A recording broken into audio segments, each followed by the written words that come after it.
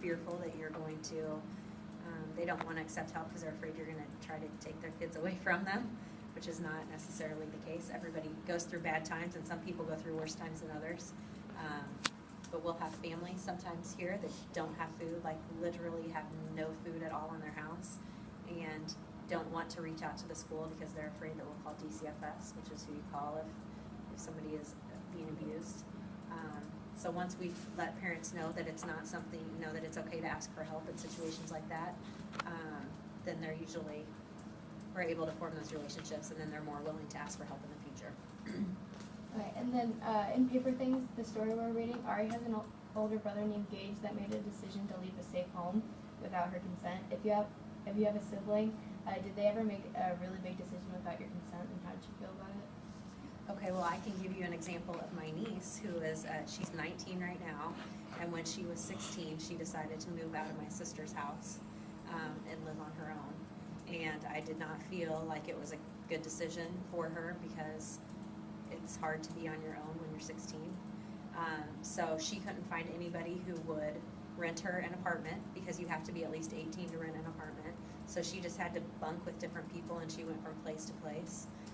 She found out that it's really hard to go to school when you're living from place to place because you never know which bus you need to get on, or if you even have access to an alarm clock or things like that. And she ended up having to drop out of school and still doesn't have a diploma or a GED, and she's 19. So she's finally realizing that what I said actually was the truth. So. Okay, and then how do you help homeless or hurt students when you are working with them?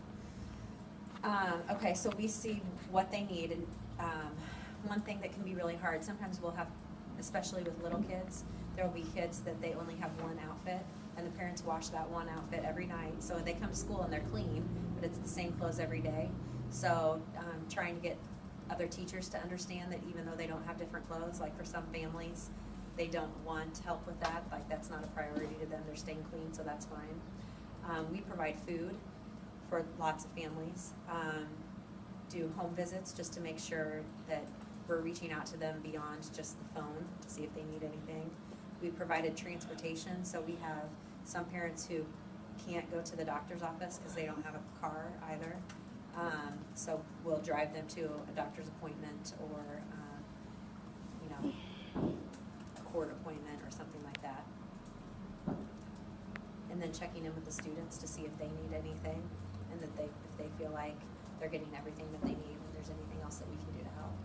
At the elementary school, there's a fund for kids who are in need. So if somebody is going through something, we can go and just request money to help them out. We don't have that here at the junior high school. So what typically happens, if there's somebody who, for instance, there was a family just recently who didn't have food, and we were trying to get stuff together to get regular food to them, but we didn't have it together right then. So I had people who just, when they found out that it had happened, they just donated $50 of their own money, several different teachers. And then I just went to IGA in town and bought like several meals for breakfast, lunch, dinner, and delivered it to their house. And so we do lots of different things.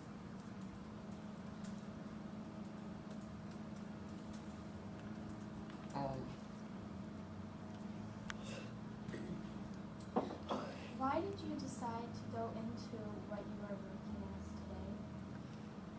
Well, I like to help people.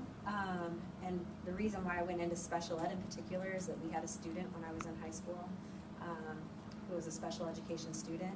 And the teachers would say to me in high school that they appreciated my help with him because they didn't know what to do with him, which I thought was really sad that the teachers who are supposed to be the experts were relying on me to help the student out. So I kind of wanted to go into special ed to make a difference. And the average, most special ed teachers are only in teaching for 5 years before they go into a different occupation because the burnout rate's very high because you have lots of stressful things that are going on with the kids. But I taught for 13 years and now I'm special ed administration. So I'm on my 19th year now and still love it. So I made a good decision, I think. You said earlier that you would consider fostering your own kids. What age would you take? Like, would you take any or certain ages? I would prefer to take younger kids just because it's easier. they're just not as hardened usually. However, I also know that there is a high need for taking older kids, so that would be something I would definitely be okay with. Like, how do you like deal with someone who is like, how would you deal with someone who is homeless? Like whenever they come and like talk to you here. Okay, so when parents come in to register, and you guys would probably be surprised at how many homeless kids we actually have living in the district. There are many. So when they come in, they have to show proof of residency, which means they have to show where they live. And if they can't do that because they're homeless, then we have a form that they fill out, and then that triggers other things. So then that's, you know, do you need assistance with school supplies?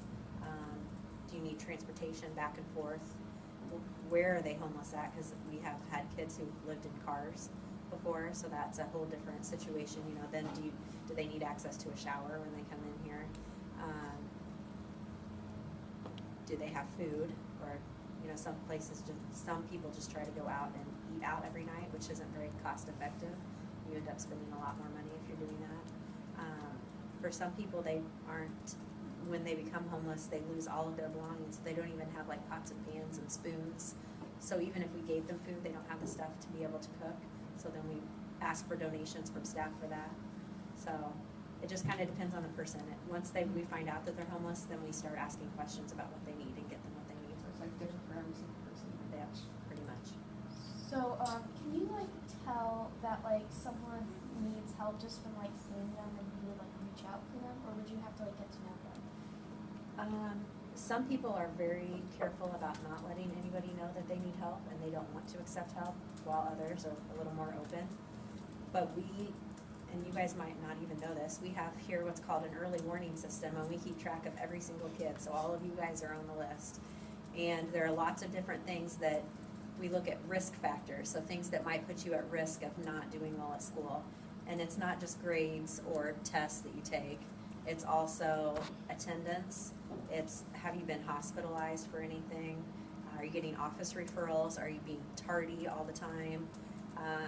Teachers also tell us, they come up with a list of kids that they feel are exhibiting lots of, maybe it could be verbal behaviors or disruptive behaviors in the classroom, as well as kids who are super quiet and are keeping to themselves, because that's a risk factor too. So if you have a kid who's not talking to anybody and not engaging in conversations ever with people, that's not good.